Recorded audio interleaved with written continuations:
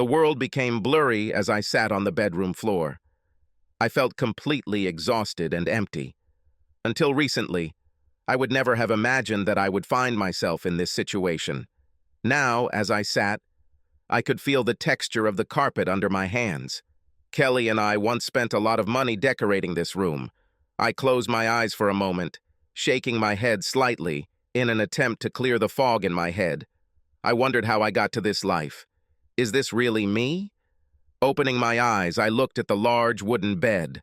Thoughts of Kelly immediately struck through me. I cringed, realizing that all this would never happen again.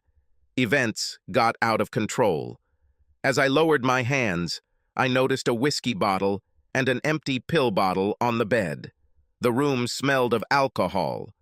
I smiled bitterly, but immediately thought with alarm about the letters lying on the bedside table. There was always a risk that the wrong person would find them. I felt approaching nausea and tried to control it. Why did everything have to happen this way? There were probably people I would miss, but I doubt they would miss me. My daughter would probably hate me for such an act, but it seems that she has already hated me. I just couldn't stand the pain anymore. My thoughts were confused. At the last moment, I realized my stupidity and tried to cling to life, but I could no longer change anything. Darkness has swallowed me. A week earlier, I laughed happily as he circled his daughter Grace around our country house in the center of Perth, Australia. She was 19 and her boyfriend, John, had proposed to her the night before. Of course, I knew this would happen. He found me and asked me privately if I would give my blessing. I did this without any reservations. Grace and John had been dating since 8th grade in high school, and I could count on one hand the number of times they weren't together, at some point, every weekend, since they started dating. Grace told my wife Kelly and me about this offer. John sent her on a treasure hunt, took her around the city, and then sat her under a tree in Kings Park, where he proposed to her. I hugged her and spun her around as if she were 5 years old when the next day they told us about it in the kitchen. I was so happy for them. Although they were young, I knew their love was strong. I believed that if there was a young couple in our time who would have the courage to unite their lives, then I believed that it was them. I grabbed my daughter's hand again and smiled as I looked at the engagement ring. "This is wonderful, Gracie." I looked at John. "You did well to choose her." My wife Kelly snorted, sitting on the other side of the kitchen counter. At 42 years old, Kelly was still, in my eyes, a beautiful woman. She was a striking brunette, with brown hair, brown eyes, and a tanned complexion that many women dream of. We all turned to watch as she snorted at my compliment. "You should pass some of this gratitude on to me," my wife said, raising her glass of wine. "You may have blessed them, but I helped John choose her." I was shocked and noticed John blushing bright red. "Mom, that was inappropriate," Grace said, then turned to her fiancé. "It's okay, baby. I love it, and I know you made the final choice." Nothing more was said, but I have to admit that I felt a little embarrassed by Kelly's comment. In all the years we've been together, I've never seen my wife say anything so disrespectful and out of character to embarrass everyone in the room. But then again, if you think about it a little, Kelly has been a little weird these past few months. Nothing that I could put my finger on at that moment, but there were little things, comments and actions that, while not natural to the loving woman I knew, seeped into the woman who had just embarrassed us. Dinner was a celebratory affair as we continued to toast and celebrate the couple's engagement. Then finally, Grace and John headed home after dessert of the apple crumble and vanilla cream I had made earlier in the day. They had a small 2-room apartment which they rented with our help while they were studying and making a career. That night, as Kelly and I snuggled in bed, I didn't say anything to her, but I have to admit that this inappropriate comment haunted me. Sunday morning, Kelly and I slowly woke up. Something happened that really shocked me. She behaved very rudely, refusing me physical relations. It took me about half an hour to come to my senses. I was so shocked. I showered and shaved, and when I came out into the kitchen, Kelly was gone. She just left a note saying she was leaving. Suddenly, I got angry.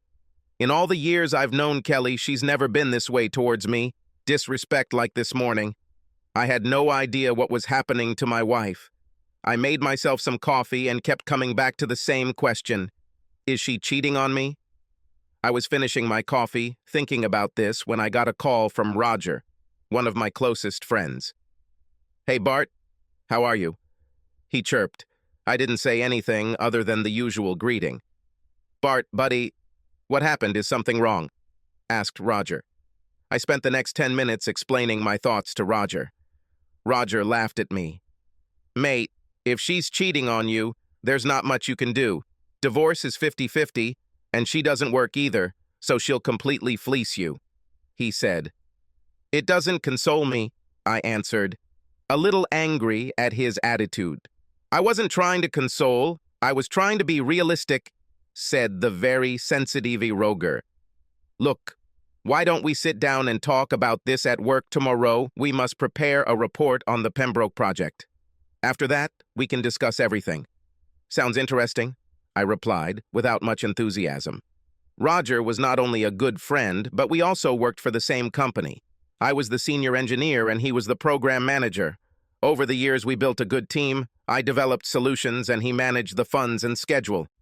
Somehow, I survived Sunday. Kelly returned home, but it was almost midnight when she slipped into bed. She didn't say anything, although she knew I was awake. The next day, Kelly tried to be gentle. "That won't happen, Kelly," I said, getting out of bed. "Do you say no to sex?" she asked, looking at me incredulously. I stared at her, then began to put on my day suit. "I won't touch you after you disrespected me last weekend. I swear if you cheat on me—" I fell silent, having no idea how to finish the thought. Kelly was instantly in front of my nose. "You will do it, Bartholomew. There's no way in hell you can refuse."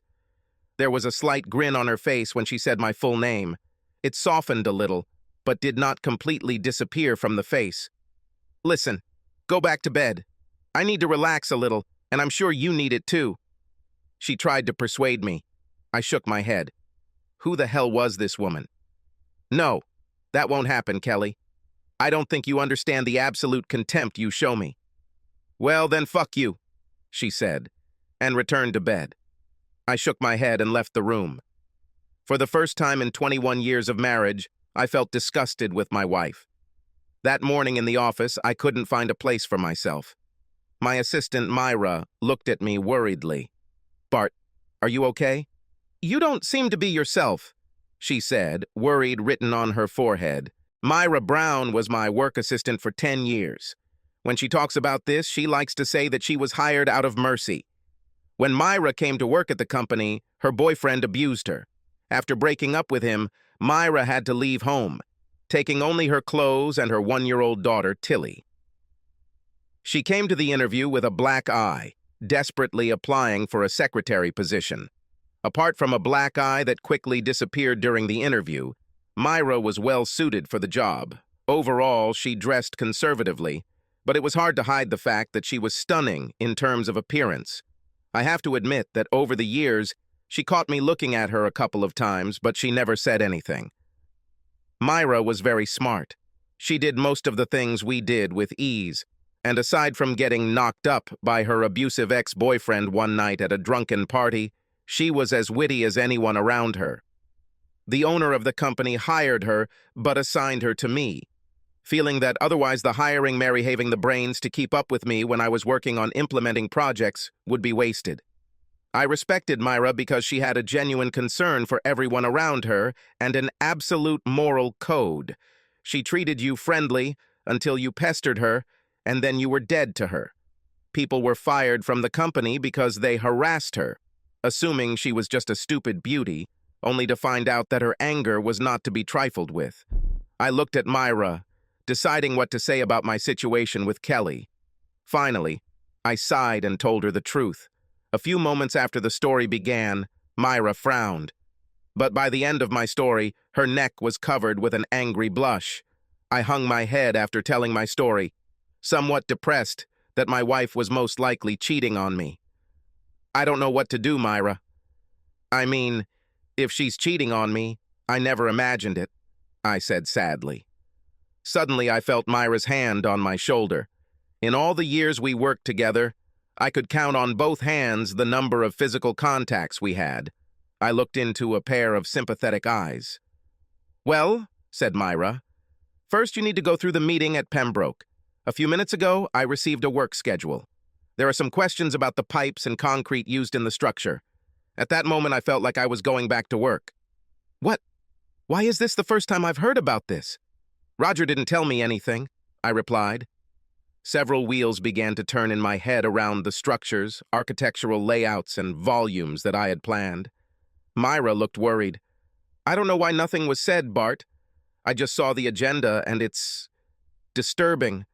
A moment later, before we had time to think about it, Roger poked his head into my office. "Are you ready, buddy?" he asked, looking at me with a smile plastered on his face. "Roger, what are these problems with pipes and concrete at the Pembroke project?" I asked quietly, trying to prepare for the upcoming meeting. He shrugged it off with a wave of his hand. "Do not worry about it. We'll figure it out right now." "Roger, you know I like to know these things before meeting a client," I said. "It's okay, buddy. We'll figure it out," Roger replied, in a very dismissive tone. The meeting was an ambush. We entered. The owners of Pembroke were already there. I met them several times, and they were always friendly. However, when I explained our progress, they frowned, and as I spoke, their looks became darker and darker. "But what about the overuse of concrete and pipes in the Northeast?" asked Peter, the majority owner and CEO. I looked at Roger. He shrugged without saying anything. Everyone was looking at me. "I'll have to look into this because I haven't heard anything about cost overruns. However, as of last week, there were reports that everything was within normal parameters." The frown on Peter's face deepened. "This cannot be. Can you tell me why I signed bid reports for the last 3 months totaling over $200,000 for additional concrete and pipes?" Peter said, looking at me. I stared at him, not knowing what to answer. I looked back at Roger. His face was blank, but he took out a folder and stood up. "Gentlemen, if you could let us look into this, I'm sure we can figure it out." He looked at me. "Bart, let's go out for a minute and figure it out." I followed Roger down the hall into another room where our boss, Clarence, was waiting for us. "So, what did they say?" Clarence asked when we sat down. Roger intervened before I could say anything. He handed the folder to Clarence. "They asked about the missing materials, as we suspected," Roger replied. Clarence looked at me, and for the first time in all the years of working for him, I saw anger in his eyes, directed at me. "What can you say, Bartholomew?" The elderly man almost spat at me. I was shocked by the intensity of the tone and the hostile look he gave me. "I don't know what to say, sir. The reports I received last week stated that everything was going according to plan, no additional materials were required, and I had no idea about these signed applications. I certainly didn't approve of them," I responded to the clearly angry boss, feeling like this was all getting out of control. He looked at me critically and opened the folder Roger had given him. "So, this is the version you adhere to?" Clarence said decisively. "Sir?" I asked. Then I looked at Roger. He looked serious. "Bartholomew, I have application forms here for $206,000. The problem I have is that the payments were made to a bank account that turned out to be in your name. Bartholomew, is this how you feel about me after all these years?" Clarence almost shouted at me. After this, the meeting was interrupted. Both Clarence and Roger took turns berating me for what they said I had done. None of them wanted to hear about my innocence. They then brought in a HR representative, and I was summarily fired for fraud. Clarence told me that he took it to the police, and to top it all off, Myra was also fired because she might have been involved in this, working so close to me. As I was led out of the premises with my few meager belongings, I saw Roger grinning after me when he decided I wasn't looking. I caught Myra in the parking lot out front, with security watching us, to make sure we didn't try to come back. She looked stunned, but cried standing by her car. "Myra, are you okay?" I asked. She turned sharply to me. "You bastard Bartholomew, a fraud of $200,000. How could you? I trusted you, and you deprived me of my job." The upset and devastated woman shouted at me. "Myra, it wasn't me," I pleaded. "Is it not?" She paused. Irritation appeared on her face. Before they kicked me out the door, Roger showed me the signed applications. I saw your signature, and I know your signature. How could you? She looked at me again. I noticed hatred in her eyes directed solely at me. She didn't want to hear that I had nothing to do with this. And I guess that sob story about Kelly was just a lie, too, when you told me she was cheating on you. Seriously? Do you think I don't see the looks you give me when you think I don't see? Once again, a look of pure, unadulterated anger caught me off guard with a woman I had worked with for 10 years. I hate you, she spat at me. You ruined all my chances of getting another job. Honestly, I can't believe I got sucked into feeling sorry for you. You lie, cheat, and steal, and then you dare to ask me how I feel. Fuck you, Bart. In all the years of our work together, I have never heard her swear. Hearing her words again, I was shocked. But before I could say or do anything, she hit me hard. You ruined my career, I can't get a reference, and what's worse, I'm tainted by your fraud. I hope it was all worth it to you, asshole. I stood there stunned, my cheek burning from her rather forceful slap. Myra stared at me for a moment longer before she got into her car and drove away without another word. I didn't know what else I could do, so I drove home and parked in the driveway. Kelly was waiting for me inside. So the deceived husband comes home with his tail between his legs. You are pathetic. She spat. I didn't notice it at the time, but in the days that followed, I wondered why Kelly seemed happy. Not upset or worried, but happy. What the heck? Kelly, I didn't do any of this. I do not know what's going on, I said, depressed and confused, feeling like I was breaking down. She grinned at me. Who cares, Bart? Now I'm telling you that I'm leaving your ass. I've never seen such a contemptuous look before, not even a facial expression, Mary. It wasn't like that. There was a knock on the door. This is for you, she said, still growling at me.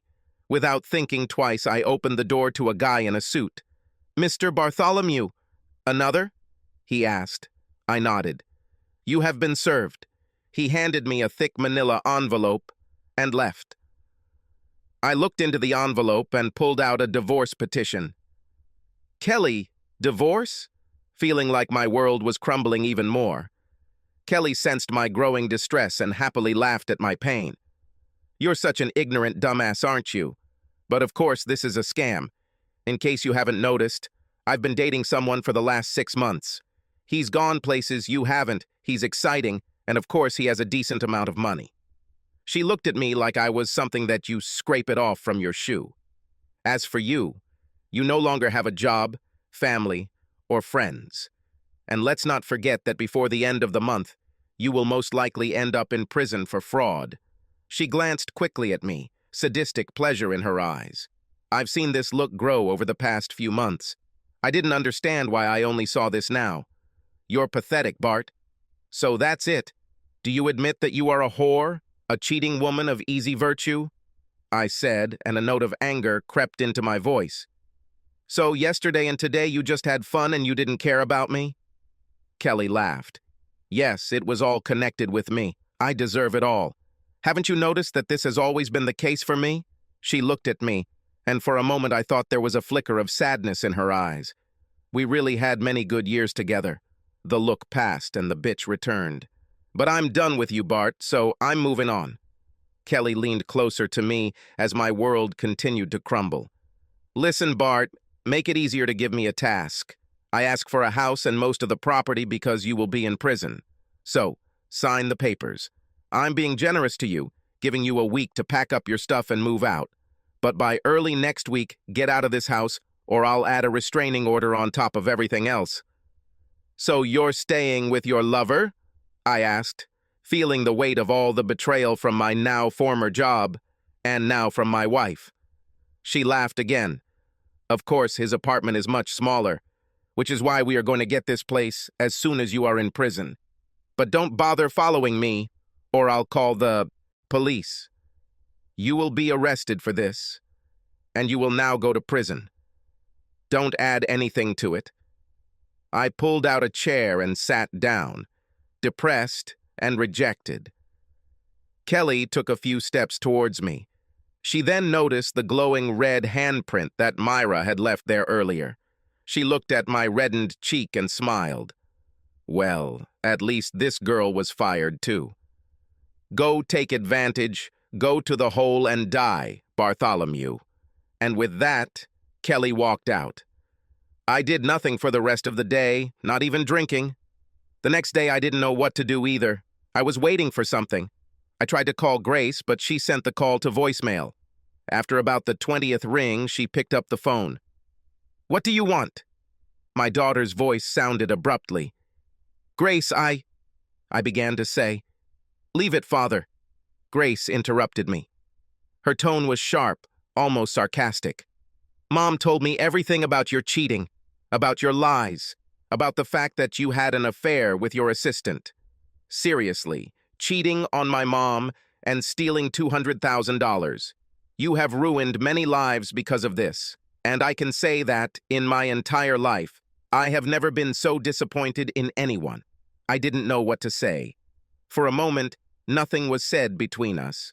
But just as I was about to catch my breath and defend myself, Grace interrupted me again. "Listen, I'll be honest," Grace told me hotly on the phone. "John and I don't want anything to do with you. Last night you were on the news as someone the police were investigating. Then your mom called and told me everything. Go to jail, Dad, outside your time, and stay away from us. I'm not proud to say this, but unless you're in jail, when we get married, don't come to the wedding. I don't want someone who can destroy this family so much to be next to me on my happiest day. I'll find someone else to walk me down the aisle." I didn't say anything as tears streamed down my face. "Dad, are you listening? Do you realize how badly you've ruined everything?" I didn't say anything, but she heard my sobs. "Goodbye, Dad. From now on, you are dead to me. Don't ever try to contact me again, and I mean never." Her tone was final, and she hung up without saying another word. After these words, I fell to the floor and cried. 2 days later, the police showed up at my door, arrested me, and took me in for questioning. The detectives who arrested me didn't bother to ask me if I did it. Instead, they just kept asking me question after question about where I was hiding the money, who my partners were, how long I had been defrauding my former firm. In the end, they let me go home, but told me not to leave the city since I had to appear in court next week. I walked into my house, looking around at everything. The pictures of Kelly, Grace, and me on the walls, the art we bought, the trophies Grace had brought home over the years for her school sports accomplishments. So many memories and good times now seemed empty and meaningless. The past week passed in a blur. Deep inside, I knew that I was missing something in this whole situation.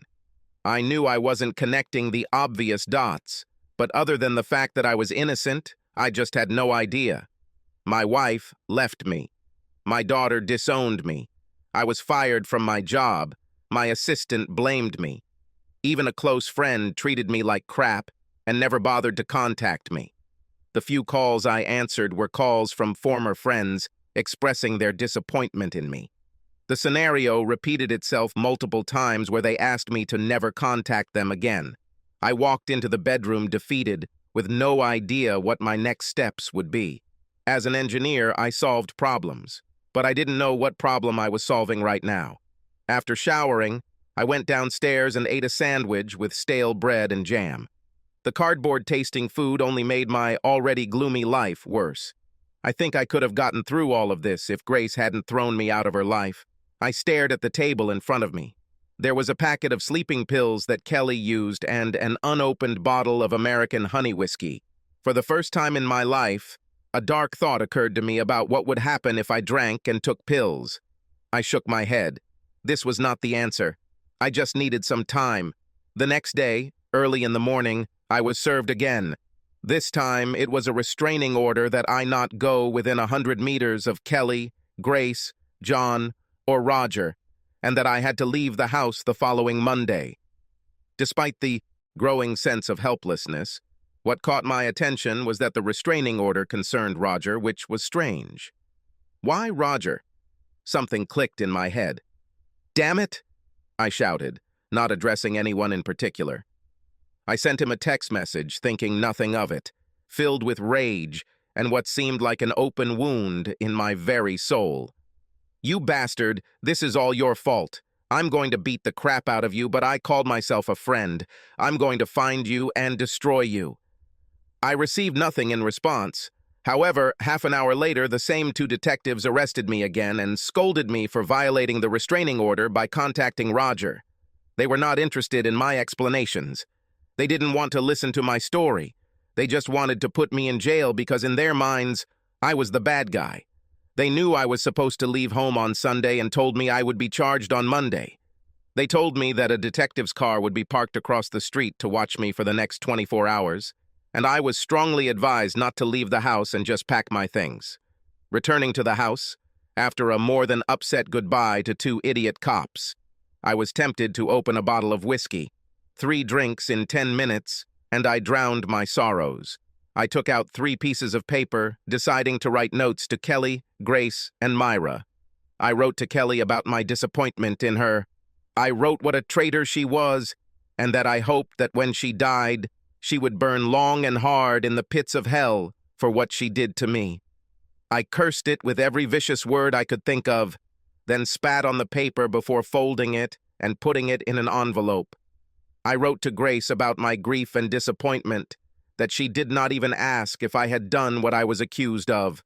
I wrote to her that I had never done anything that I was accused of. I never cheated on her mother and that she cheated on me. I told her that I never stole any money and that she would ever think that I would do something like that, showing that she needs to grow up and see who is feeding her this crap. Then I softened my tone, telling her to love John with everything she had and to think well of me when things calmed down. Finally, I asked her to make sure that Roger would not be the one to walk her down the aisle instead of me, since he had betrayed me. This time, my tears stained the paper as I put the letter back into the envelope. I wrote to Myra and apologized.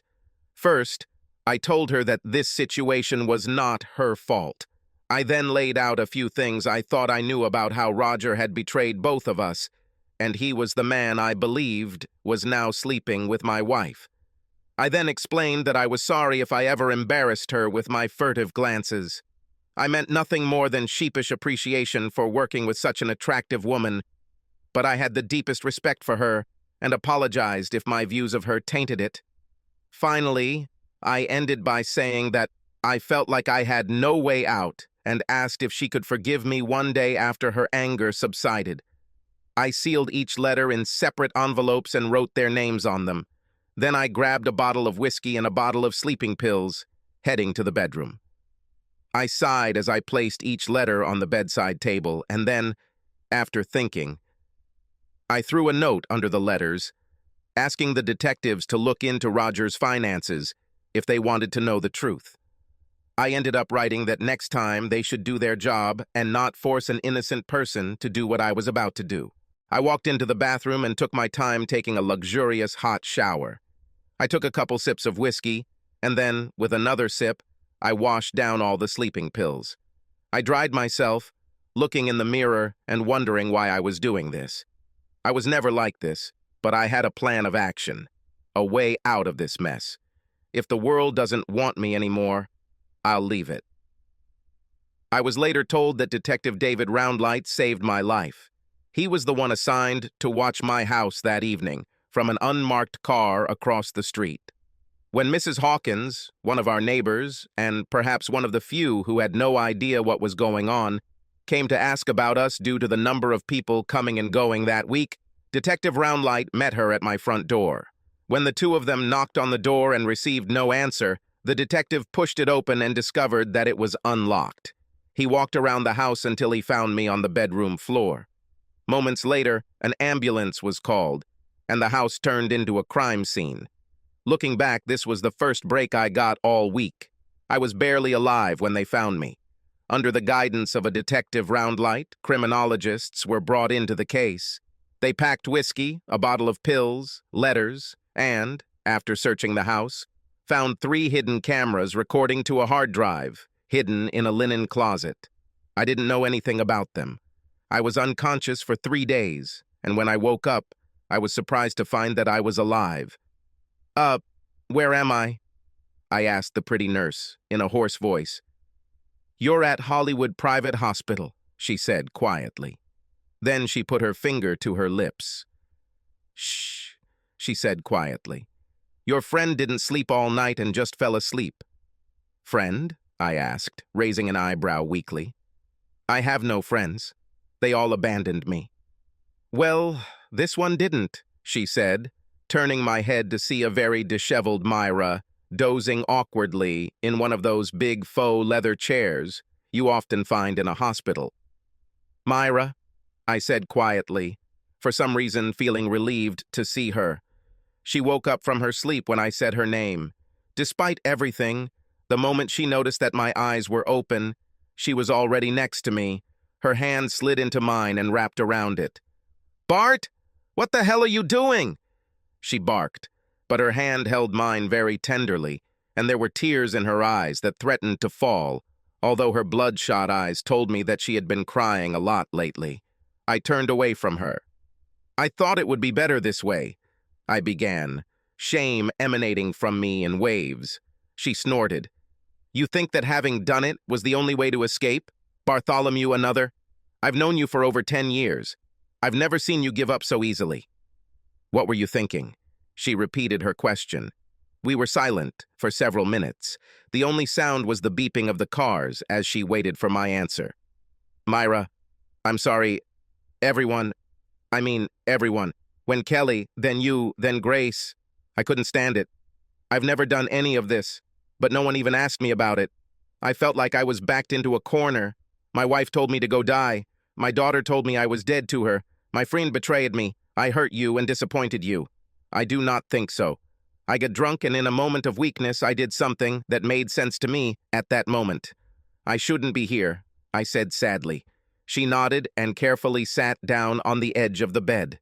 I'm sorry too, Bart, she said quietly, her own tears threatening to appear.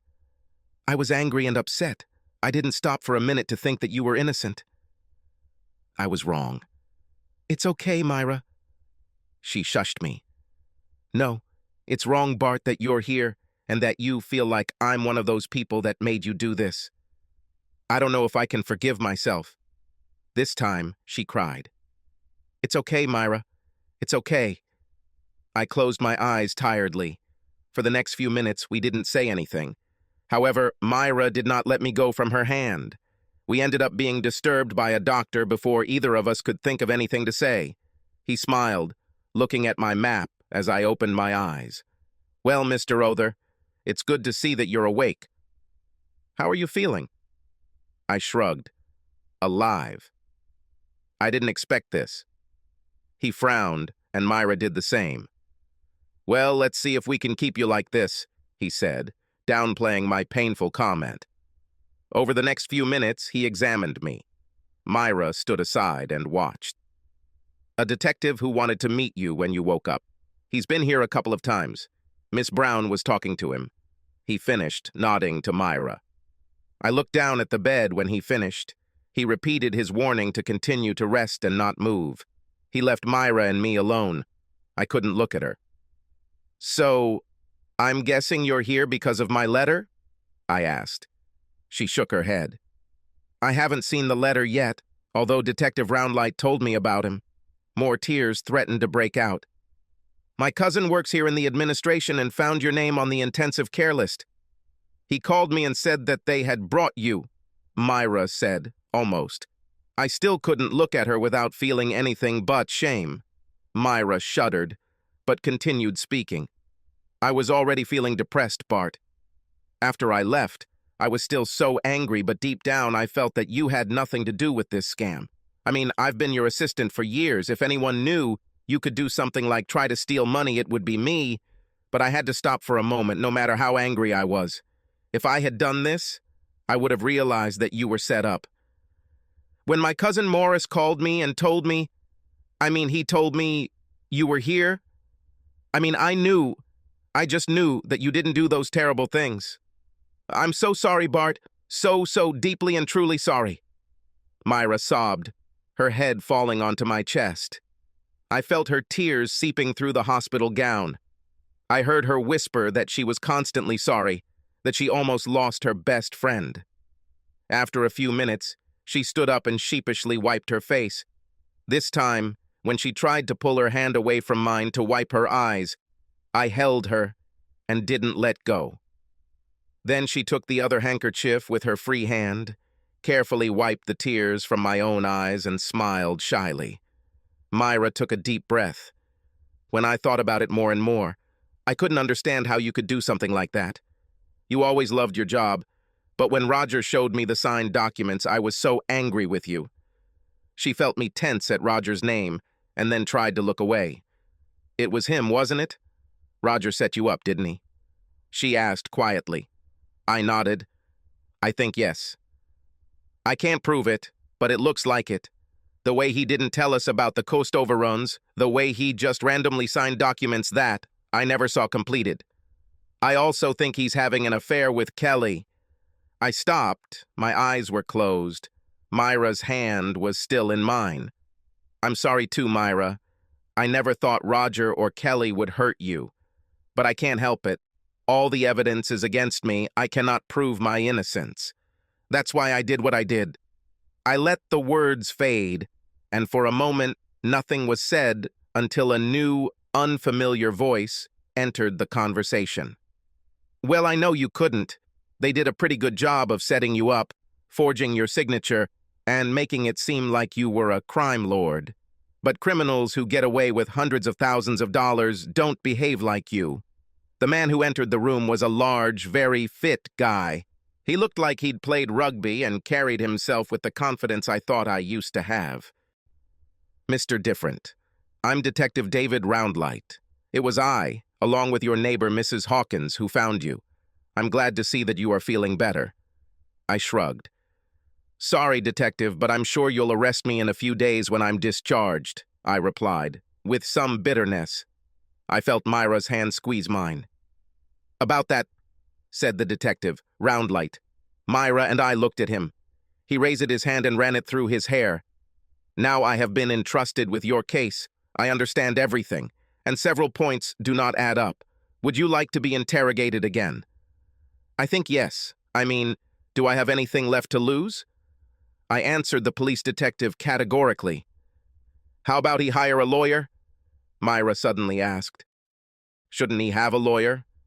The detective sighed. Yes, he can hire a lawyer. We shouldn't say anything while he's gone. Well, yeah, he should probably hire a lawyer. Myra nodded. She turned to me. Bart, I'll take care of it.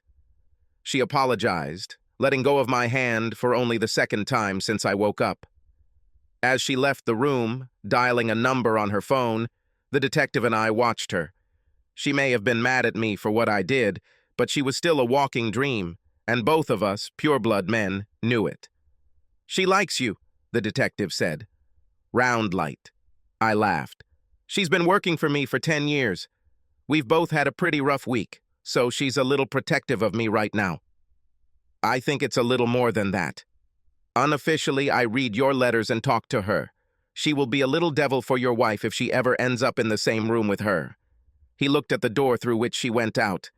She cares about you very much, Mr. Other, and right now, I think you could use a few people on your side. Detective? I said, giving him a questioning look. He looked at me.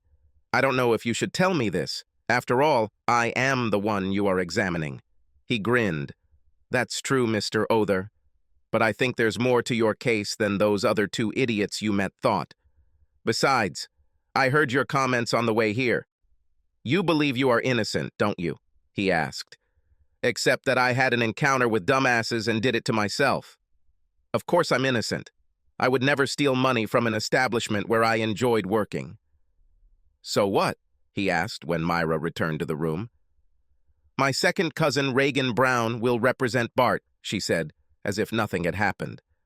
Detective Roundlight smiled and handed Myra a business card. I know Miss Brown. She is a good lawyer. She will take care of you, Mr. Different. He looked at Myra. Have your second cousin contact me as soon as Mr. Different and she talk. The sooner, the better. The three of us talked for a couple more minutes before he left. "That was unusual," I commented when he left.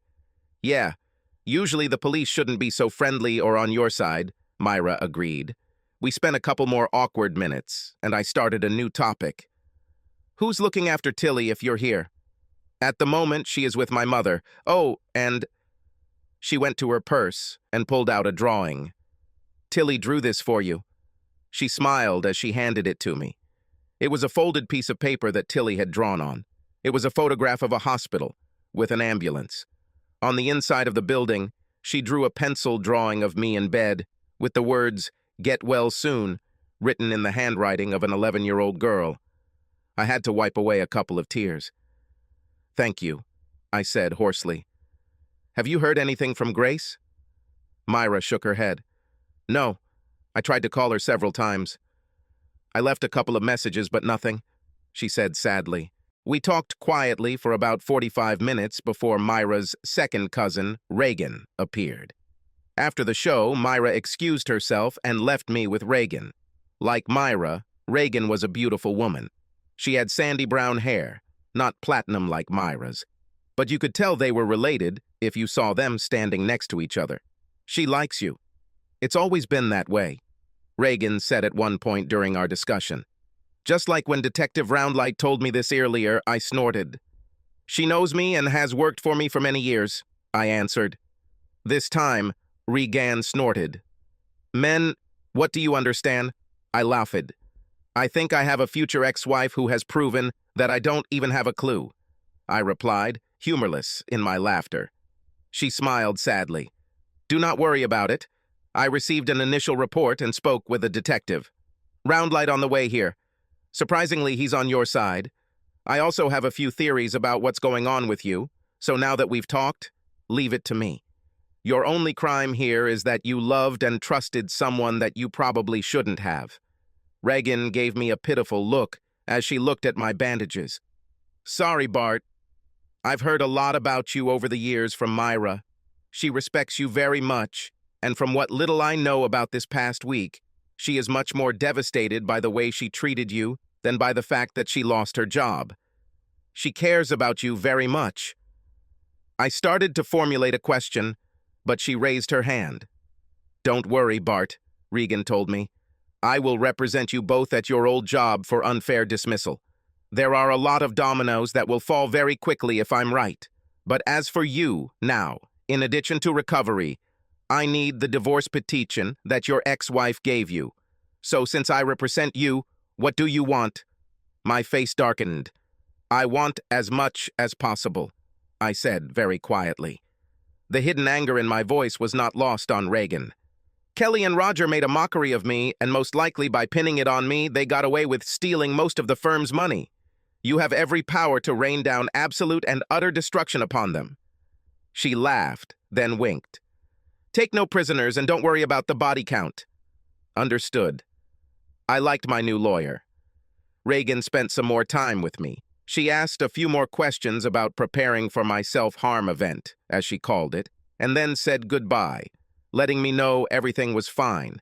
Reagan let me know that she would likely contact me in a couple of days, if nothing else happened, to conduct a formal police interview upon my release. The next couple of days were quite disappointing after my last week. I was practically lying in a hospital bed, and every few hours doctors and nurses examined me. I didn't have a phone. He was still at home, so I couldn't call anyone, although I didn't think anyone would want to talk to me. But when Myra came the next day, she brought me an old paperback book, Endymion, by Dan Simmons. I laughed when she gave it to me. This was a book I read many years ago and really enjoyed. When Myra handed it to me and sat down on the chair next to my bed and took out her book, Pride and Prejudice, I asked what she was doing there. "Foolish man, I'm here to look after you," was her answer. She shook her head, but smiled. We chatted and talked about what happened to us during the day. With the doctor's approval, she came out at lunchtime and brought me a roast beef roll with gravy and fried potatoes, and herself a chicken roll. Despite the pain, I began to feel like myself again. On the second day, Myra was out all morning, but came in mid-afternoon, just as the doctors removed the IV from my arm and let me know that I would be discharged tomorrow morning if my blood tests came back clean.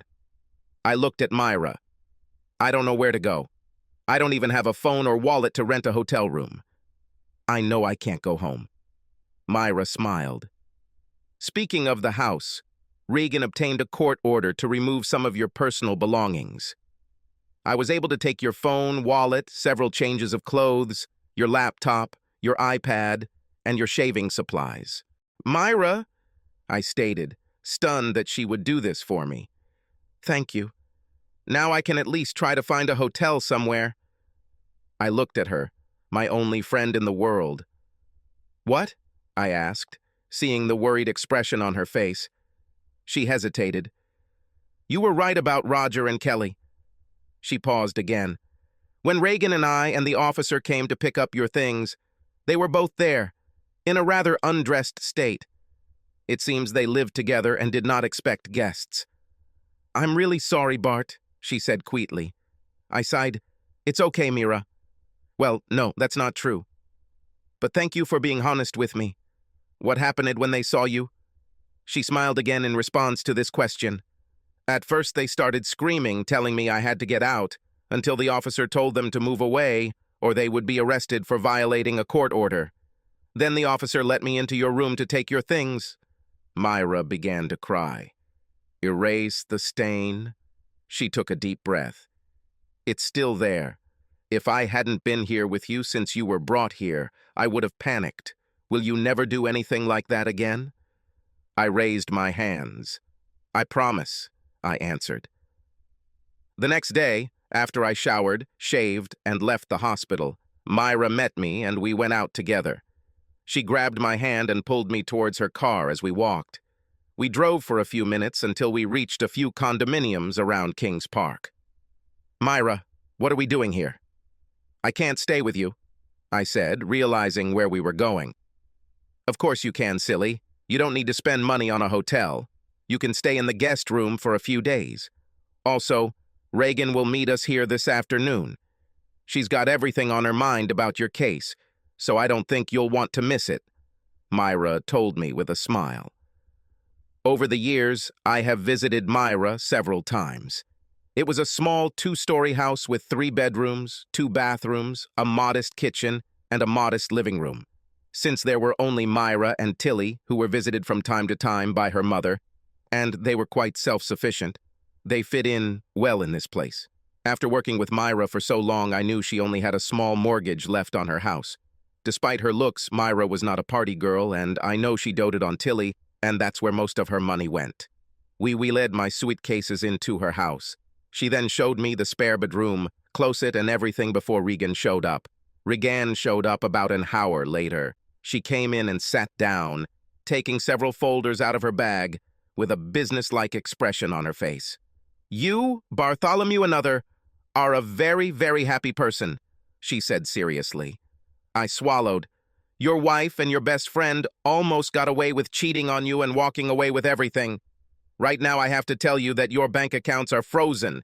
This includes your savings accounts and the account that received the missing money. This account was opened in your name, fraudulently. Myra and I looked at each other. Regan continued. It appears that over the past few months, your so-called friend Roger has learned to forge your signature, and then a couple of months ago, he and your wife walked into a local bank and opened an account in your name. I managed to get a video recording that proves it was them. In addition, I petitioned to have their passports suspended and sued them for fraud and mental cruelty. They are in big trouble, my lawyer told Myra and me, smiling.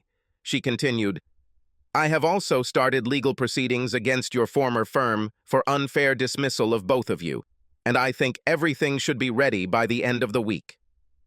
I talked to the detective Roundlight, so tomorrow morning, we'll go and he'll conduct your formal interrogation. She looked at me. It will be a normal action. Just follow my example and everything will be fine.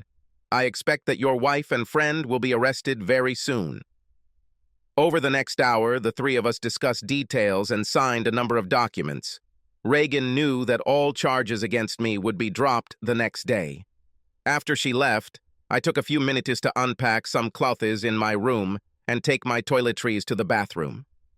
Mira and I spent the entire day discussing what we thought would happen next. Then, when Myra left to pick Tilly up from school, I turned on my phone for the first time in days. What greeted me was a mixture of missed calls and text messages, mostly from Kelly telling me how pathetic I was and that I just needed to sign the divorce before I ended up in jail.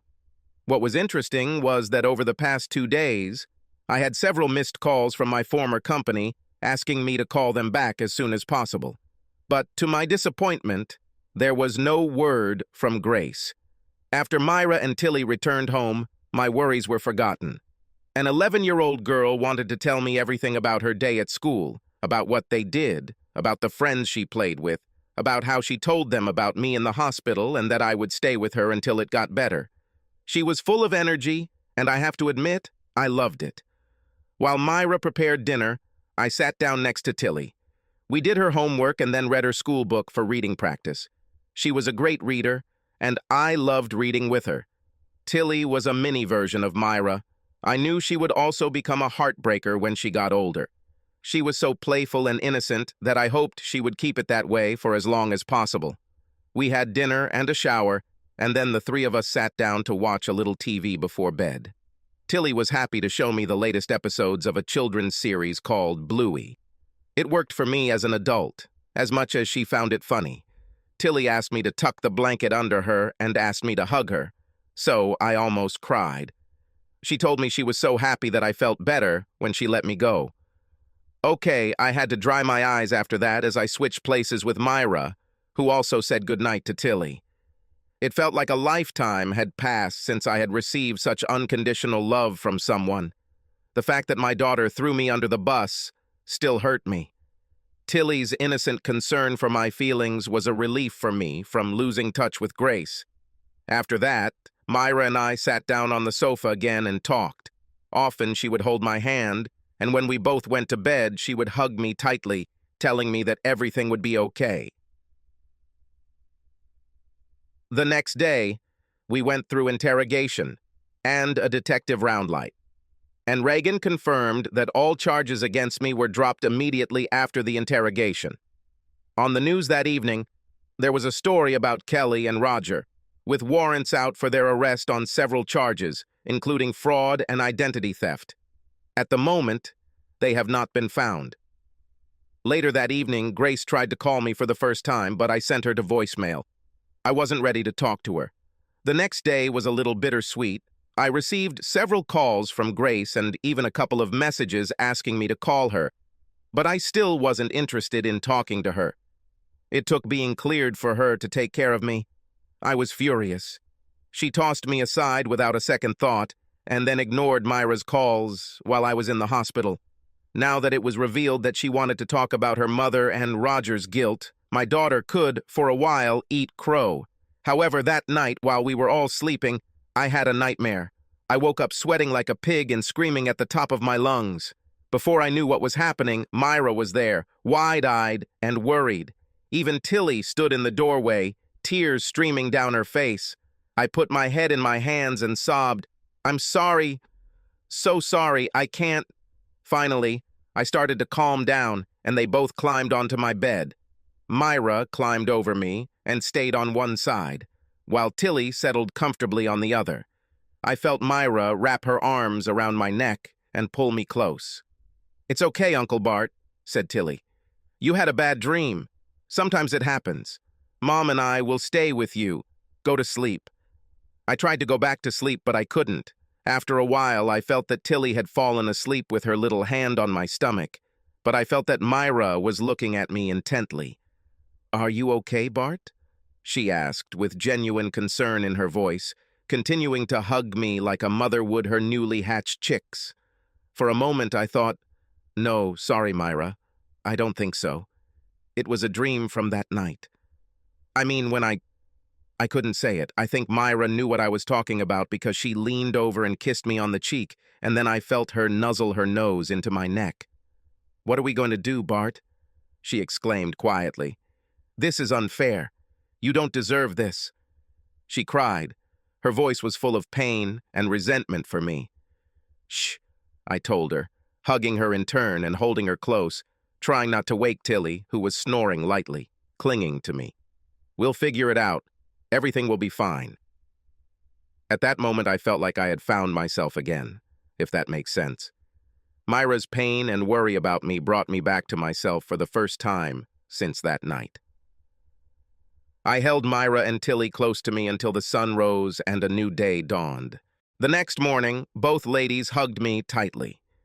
We had breakfast, after which Myra took Tilly to school. I used this time to start looking for a consultant. I needed help. By the time Myra returned, I had already made a couple of calls, explaining to her that I was seeking psychological help. Myra gave me her biggest smile, and then a much more serious smile. "Bart, can we talk about something for a minute?" she asked, leading me to the sofa, and we both sat down. I looked at her for a moment, then nodded, thinking I knew what she wanted to talk about. "It's okay, Myra," I said. "I understand. Last night was scary. With Tilly here, it's not very healthy. If I wake up screaming again, I'll find another place." Her eyes widened, and she quickly placed her hands on mine, a panicked expression flashing across her face. "No, Bart, that's not what I wanted to talk to you about," she said, then took a deep breath. "Actually, it's quite the opposite, Bart. I don't know how to say this, but I just need—" I looked at Myra. The expression on her face was actually beautiful, but perplexing. "Bart, I'm in love with you," Myra suddenly blurted out.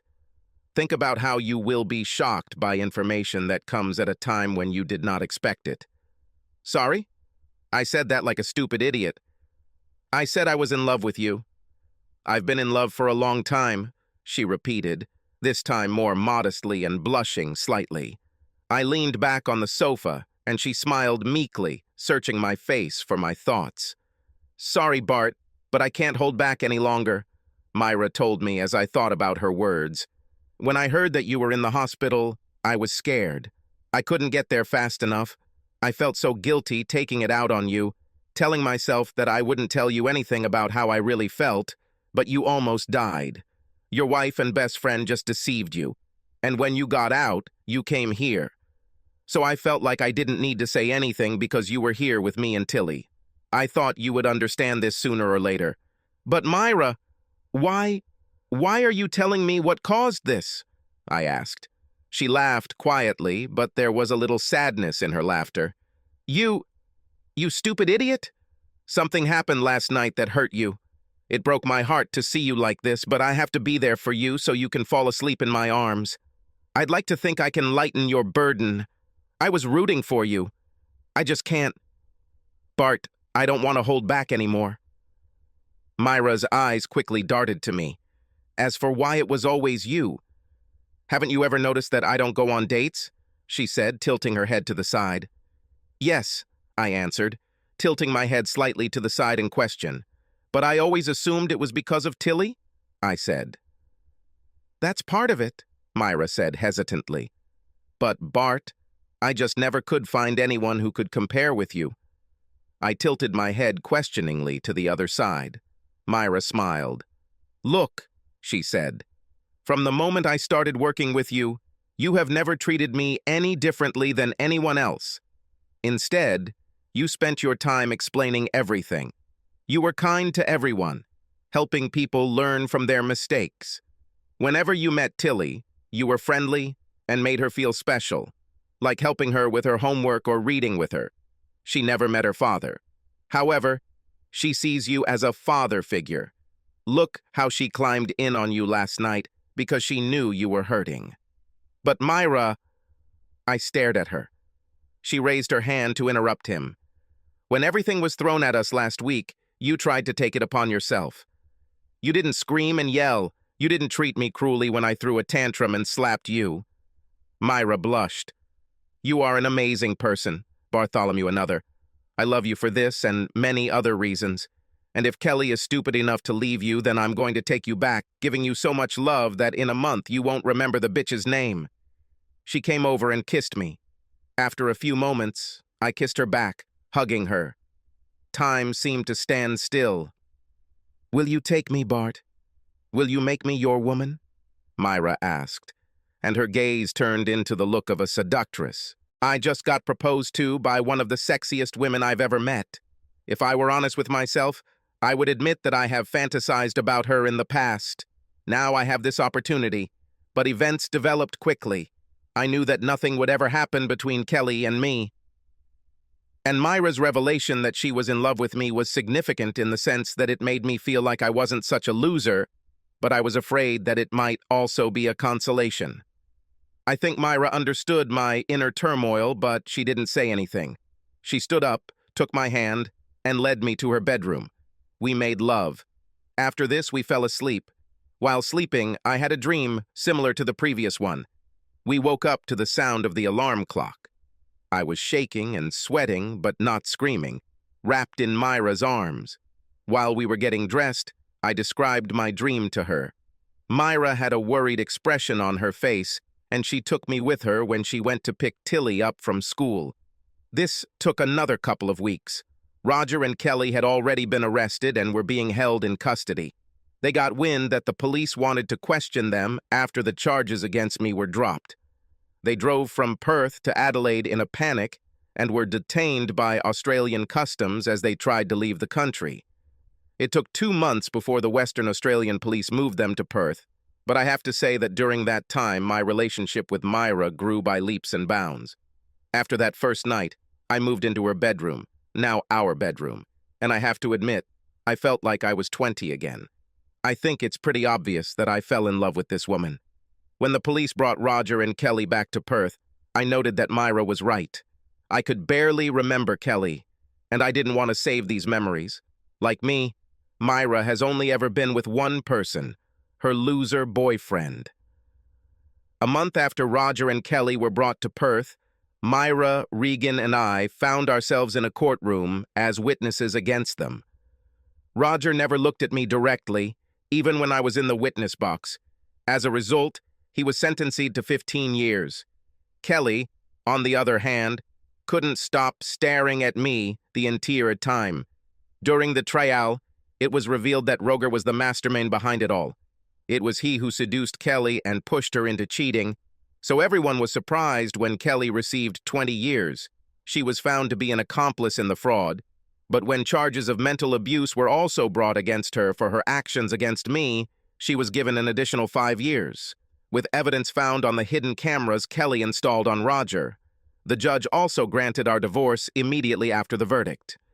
Regan protested the division of our savings specified in the divorce papers that Kelly had prepared. Regan also stated that I was willing to sell the house and immediately split the proceeds because I had no intention of staying in a house where such terrible things were happening.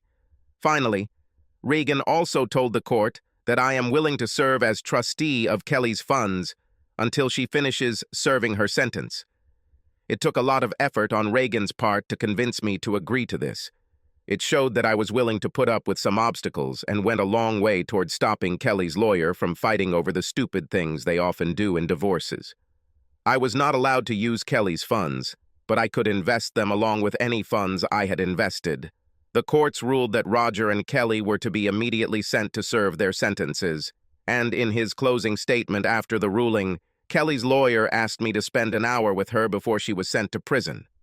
After several minutes of hesitation, feeling the eyes of the entire court on me, I agreed. Kelly was still in her court attire when she was brought into the interview room just after the court was dismissed. The room was fairly well furnished, although the table was screwed down and there were chains on the legs of the chairs to prevent them from being thrown. When Kelly sat down, she looked depressed and broken, just as I felt at her betrayal. Her shoulders were slumped. Unlike in the courtroom, she didn't look me in the eye. Her prison guard told us she would be right outside the door, just knock when we were done. There was no real rush. For several minutes, neither of us said anything. It was the first time we had been in the same room since Kelly told me to do something that I ended up trying to do. "Sorry, Bart," she said quietly, looking at her hands. I was a little surprised that she spoke first and that her first words were an apology. The words she said were clearly on the opposite end of the spectrum. "Are you sure, Kelly?" I asked, letting a hint of bitterness creep into my tone. She looked at me, tears appeared, but did not fall. "Yes, Bart, I'm very sorry. I wanted to respond and reject her apology, but she did the classic raised hand in pause, so I held my tongue and waited. Please, Bart, let me talk about this and then you can scold me, Kelly said sadly. I leaned back in my chair and motioned for her to continue. Thank you, she said repentantly, looking me straight in the eyes for the first time since she entered the room. Believe it or not, Bart, I'm very sorry. I don't know what happened to me then. I've loved you for so many years. I still love you even though I've done such terrible things. But what's even worse is that I knew how much you loved me. You were the perfect husband and lover, but one day I woke up feeling, I don't know, lost. She looked away from me, back down to her hands, then continued talking. So maybe a few weeks after I first started feeling lost, things started to get out of control. I was starting to worry about you because you still loved me, even though I felt like I was wrong. Roger was working on this damn project with you when he noticed something was wrong with me. She started wringing her hands. It took about another month before we started our romance. Roger was persistent. He knew which buttons to press.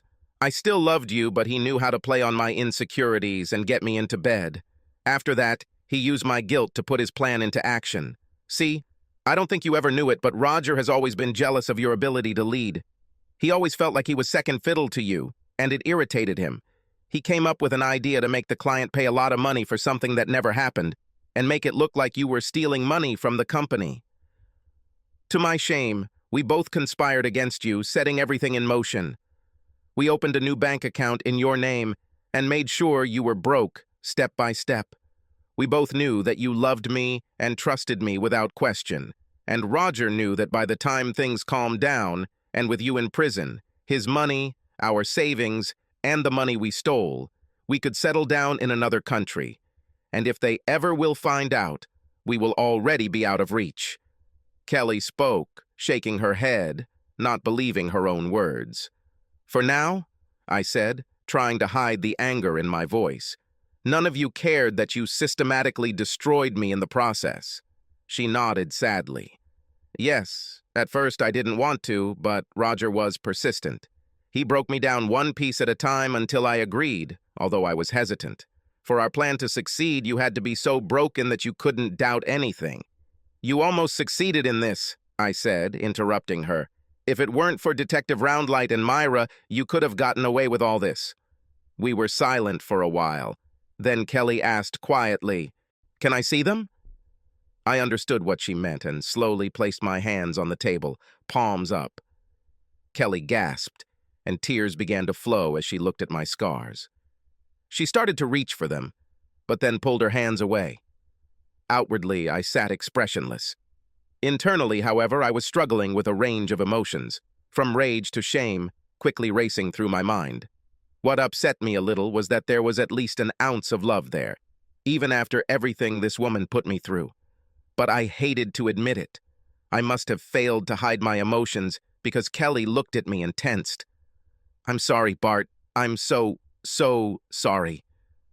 I'm ashamed that I forced you to do it. She paused. I'm going to accept 20 years without appeal. I deserve this after what I did to you. I nodded, glad that she would serve her time without question. She looked at me again. Bart? I looked at Kelly. Just so you know, you've never been a bad lover. You're amazing compared to Roger. I have no excuse for what I did to you that last morning. I was wrong. We were silent for a minute. So you and Myra? She asked questionably. Yes, I answered, a little hesitantly. She smiled faintly. Okay, you know, she loved you for many years, my now ex-wife said, as if nothing had happened. I found out about this recently, I answered. I was surprised by both the passion and pain in her voice, in her next statement. Let her love you, Bart. Let her heal the pain I caused you. Large tears flowed from her eyes, but she continued to look at me. I know that I have no right to advise you anything, but this woman loves you, and unlike me, she would never betray you. She wanted you for many years, and she never made an attempt to seduce you. I failed the first time they tested me. She is everything I am not, my now ex-wife told me sadly.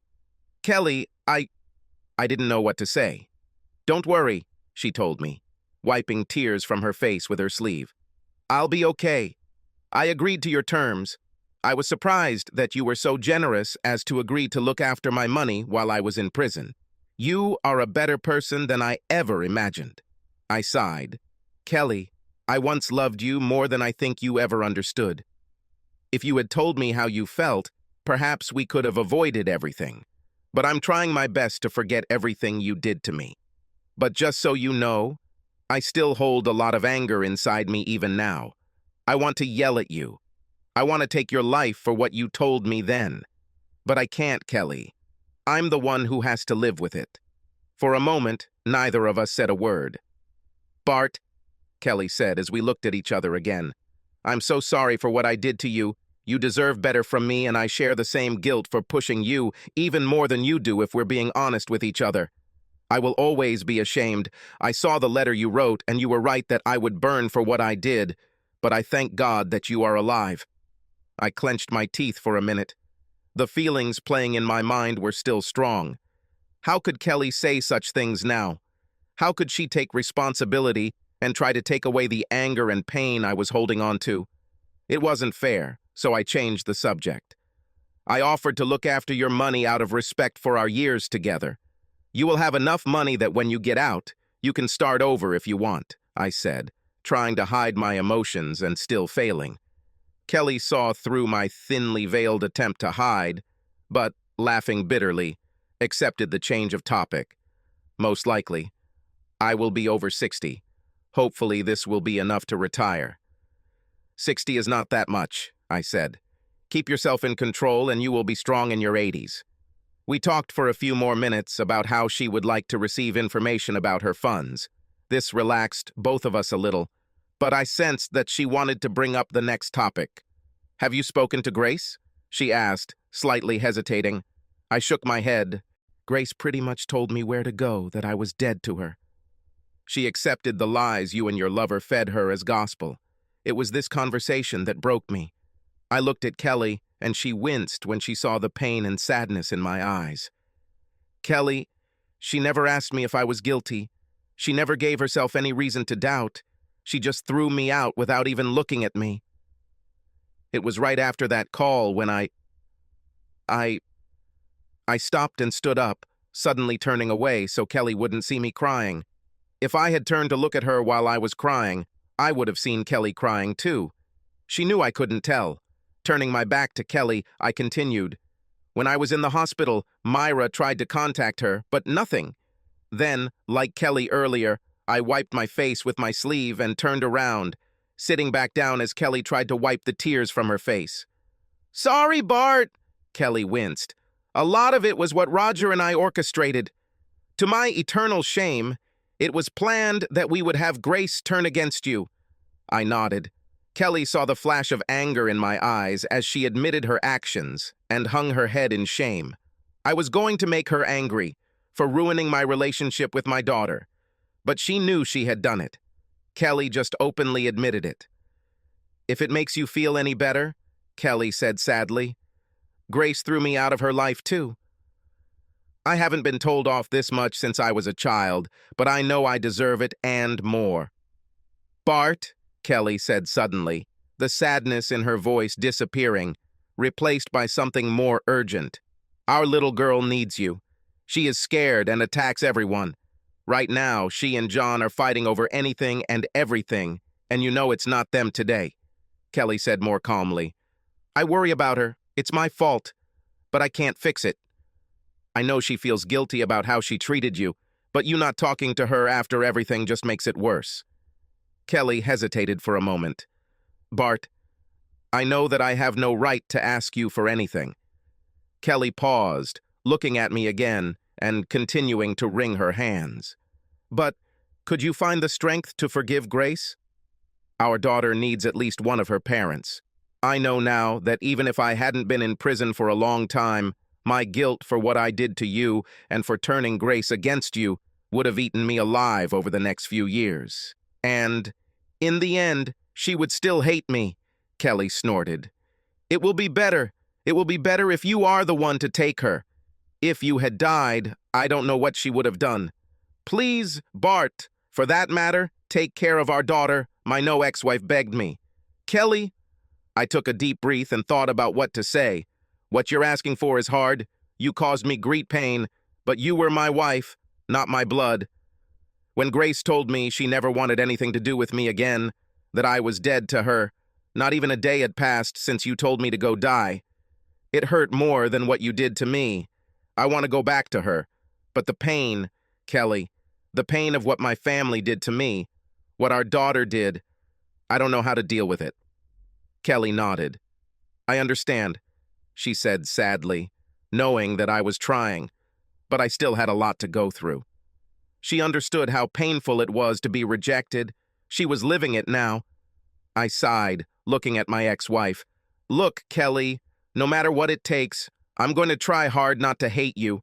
I am getting professional help, but even with that help, it takes most of what I have inside me not to scream and swear at you.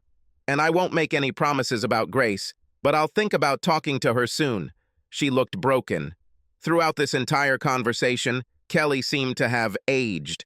There was nothing more to say. She stood up. Bart, I know this means nothing to you right now, but I'll say it again. I'm sorry for everything I did to you. I have no excuse, and I know I can never atone for this. I will do my time, and although I may never have it, I will hope that one day you will forgive me. Kelly sniffled again, then looked at me, the lines and wrinkles of age now clearly visible on her face. You may not believe me, but I still love you, and will always love you. I may have lost sight of it for a while, but I still remember. We stood there awkwardly. Tears began to flow from Kelly's eyes again as she walked to the door and knocked. Prison convoy opened it.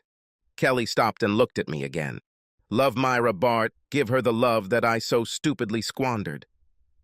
Live a great life and hold your head high. There are people around you who love you.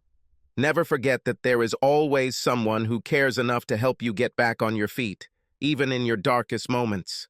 I missed it, but I'm proud of you, Bart. You become yourself again. Goodbye, my beautiful man. I will never forget you, Kelly said with regret as she parted. And she left the room. I thought about this conversation. There were no screams. Kelly accepted responsibility and accepted her prison sentence. As I stood up and turned to leave the room, I saw a line of small drops on the tile floor in the direction Kelly had gone. I turned away, mourning for a moment for what once was, then turned and walked the other way. I was led out of the secure area into the public gallery, and my mood immediately improved when I saw Myra standing and waiting for me.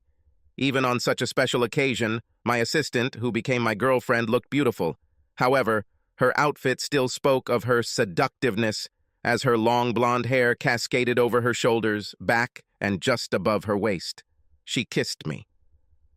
Everything went well? She asked. Yes, I answered. It was amazing. I expected a lot of excuses and accusations to be thrown at me, but she took most of the responsibility and showed amazing remorse towards me. What do you think about it? Myra asked me. I thought for a moment, still holding Myra.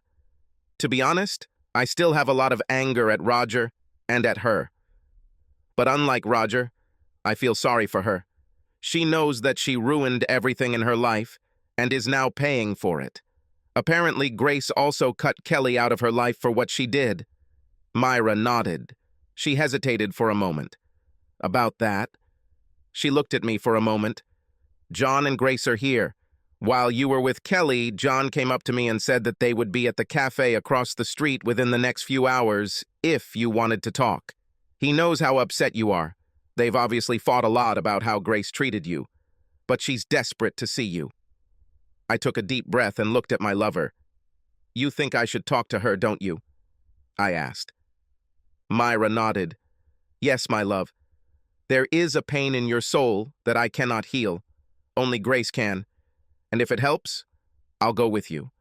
I will be by your side as long as you need. And, she smiled at me, if you need Mama Bear to appear, I will claw her eyes out. I love you, Bart. She spoke as if she ruled the world on my behalf.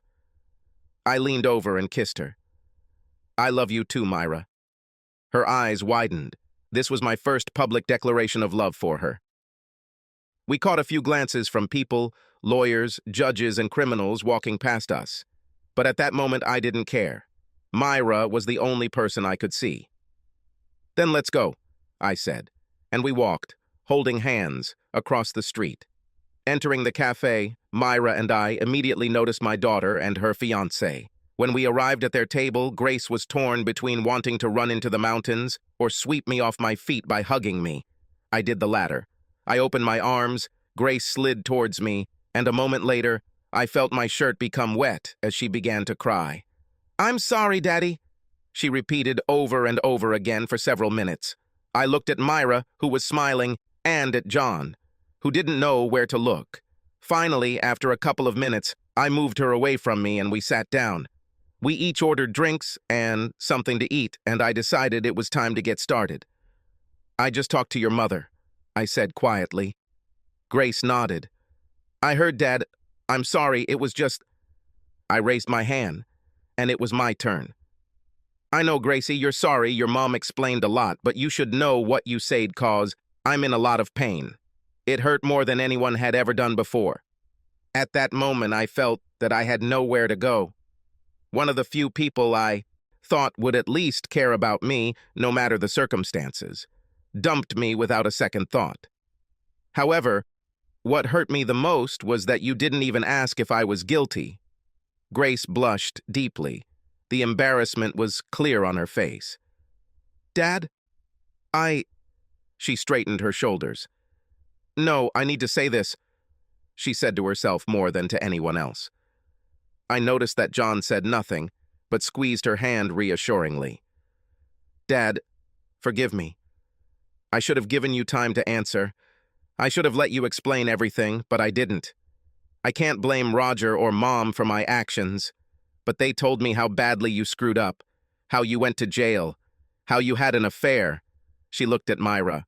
"Mom, with Roger's help, kept telling me how deceitful you were. They were irresistible. By the time you called, I was so nervous that I said a lot of things that I regret." John nodded. "I assumed that was most of their arguing. Dad, when Myra left messages about you at the hospital, I thought it was all a trick. I mean, Mom and Roger were still talking bad things about you, and Myra was the one you were in cahoots with." Grace continued to glance between Myra and me.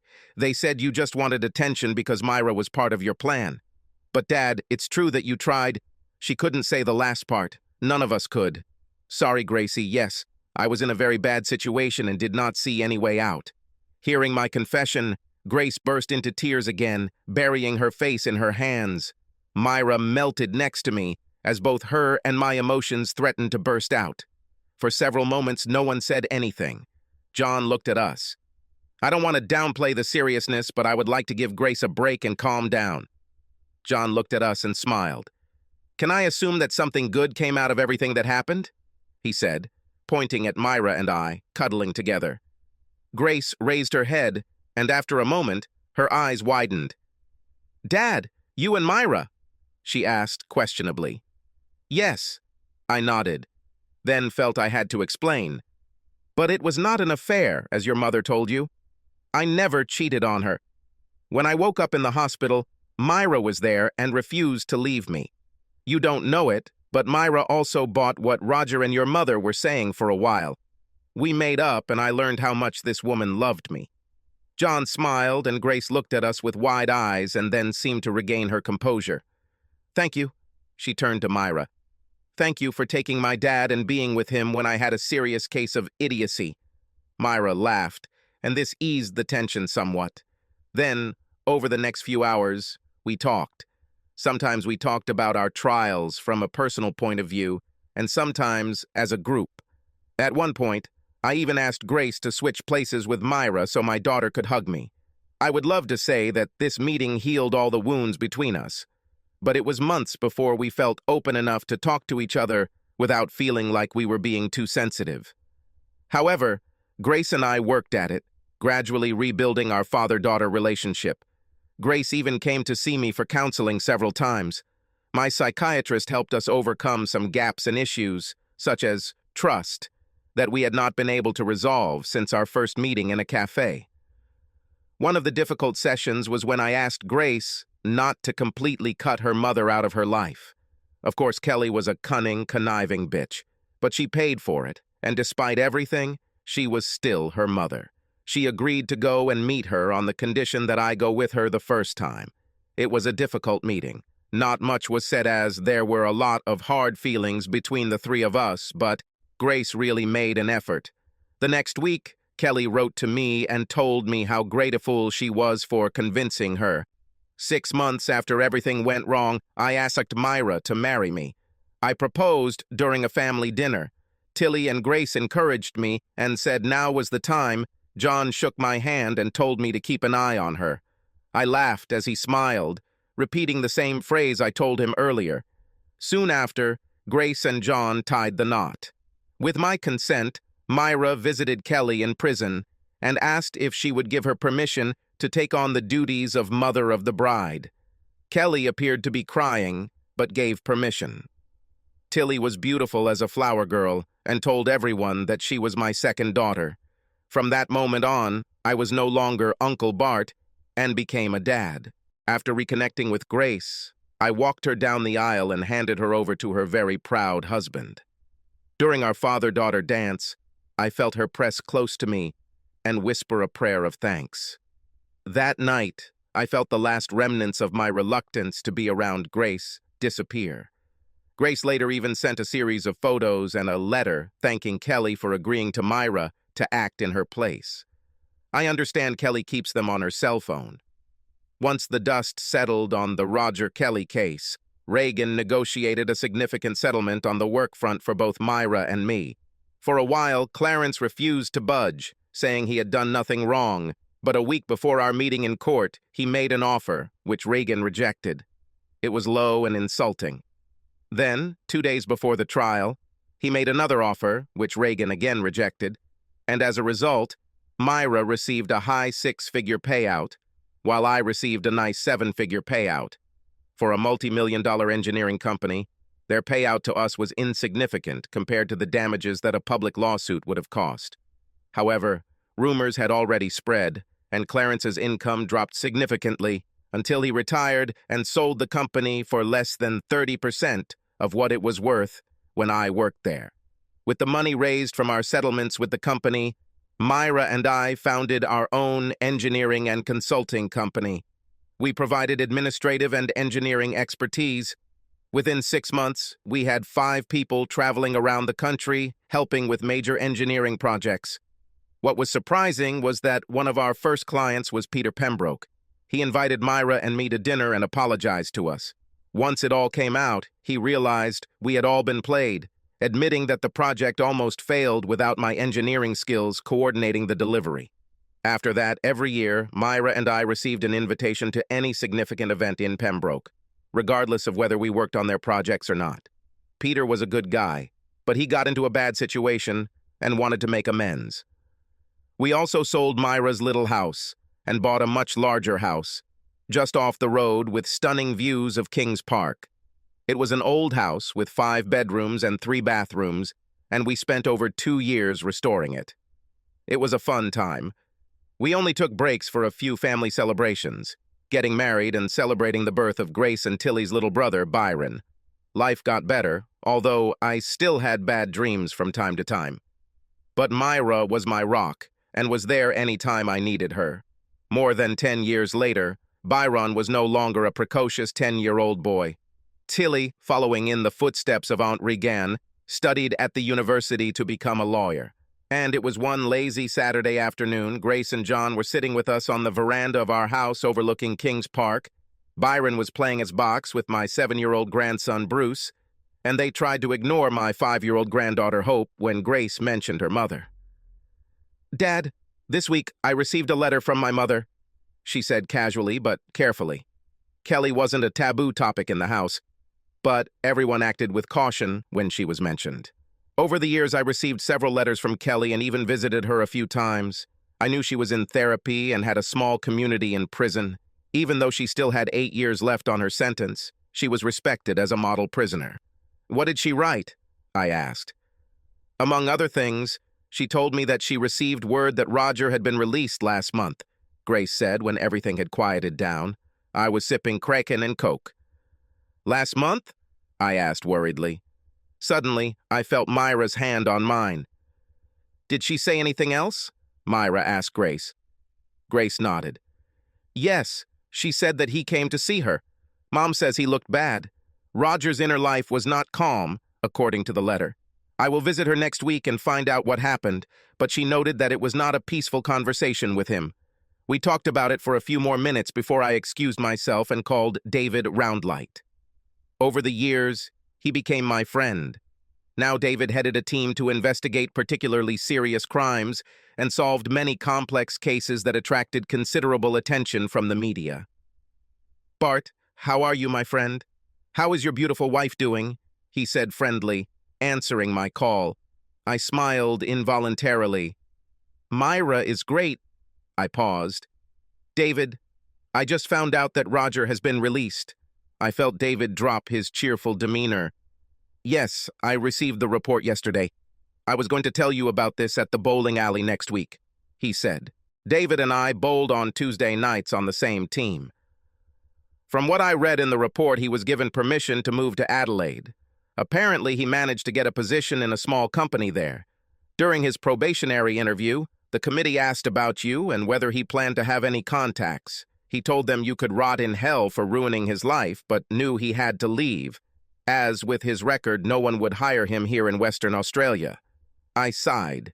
Peter continued, The report notes that life in prison was difficult for him. I don't think you'll have any problems with him if that's what you're worried about. Thank you, David. This is what worries me. If I hear anything about him, I'll let you know, I replied, letting out the air I hadn't realized I was holding.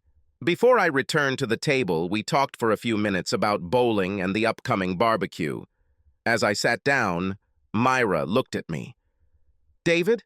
She asked. I nodded. He confirmed that Roger had quit and moved to Adelaide. But of course he hates me to the core. I have to say that the feeling is mutual. I told the family gathered about this. The rest of the day was a bit depressing, but I was with my family, and they made sure I felt supported. That night, I woke up sweating and screaming from the first nightmare I'd had in years. Myra instantly woke up. I was sweating like a pig. Without asking, Myra called my therapist, who was very kind, answering the call at 2 in the morning. Keep in mind, this is why we paid him so much money. I told my dream while Myra cried, tenderly clinging to me with all her might. Although it upset my wife, just saying, it made me feel better. My therapist listened to me talk about the dream, noting that it was most likely caused by the news of Roger's release and the anxiety I felt about everything I had been through since that time, over 13 years ago. We agreed to meet again, and I thanked him for seeing me so early in the morning. Once we were settled back in, Myra checked on Byron, who, oddly enough, was still sleeping. Tilly woke up but headed back to bed when she heard us talking on the phone. She asked her mother to tell me that she loved me. I lay down after going to the bathroom and Myra snuggled against my chest. Do you really think there will be problems with Roger? Myra asked, slightly worried. No, I don't know, I said. I think he's going to leave and we'll never hear from him. And even if we did, you know we have protection. I alluded to my hunting gear, safely stored in our closet. Myra nodded in the darkness. Well, I'm sorry, my love. That hearing about this made you upset. Are you okay? Sort of, I answered. Unfortunately, I think there will always be a shadow there. I don't think about those days too much anymore, but it will always be a part of me. I squeezed the sexy naked woman who loved me so much. But when I think about those times, I tend to fixate on the beautiful blonde who flew in and saved my life. Myra raised her head and looked at me. I'm serious, my love, I told her. I felt so helpless at the time that I thought I had no other choice but to end it all. I could have done it again if you weren't there when I woke up. I came to the understanding that this wouldn't make it any better. Ignoring what happened will not help you. The best thing I can do is make sure that as many of the people I love are there for me as possible, reminding me of everything I have to be grateful for, and talking to you when I need to, so I don't end up again in that place. Myra nodded. I love you, Bart, she said. I love you too, Myra, I replied. With these words, we fell asleep. Although we did not always live happily ever after, there were both good and not so good days. Yes, there were quarrels and disagreements, there were many nightmares. But through all this, I learned more than anything else. I had the unconditional love of a woman who made everything possible. I had friends who accepted me for who I was, and a family who stood by me through life's storms. Subscribe to our channel so that your second chaff doesn't cheat on you, and go ahead and listen to the next story, because this story is nothing compared to the next one. If you're under 18, don't even think about listening to the next one.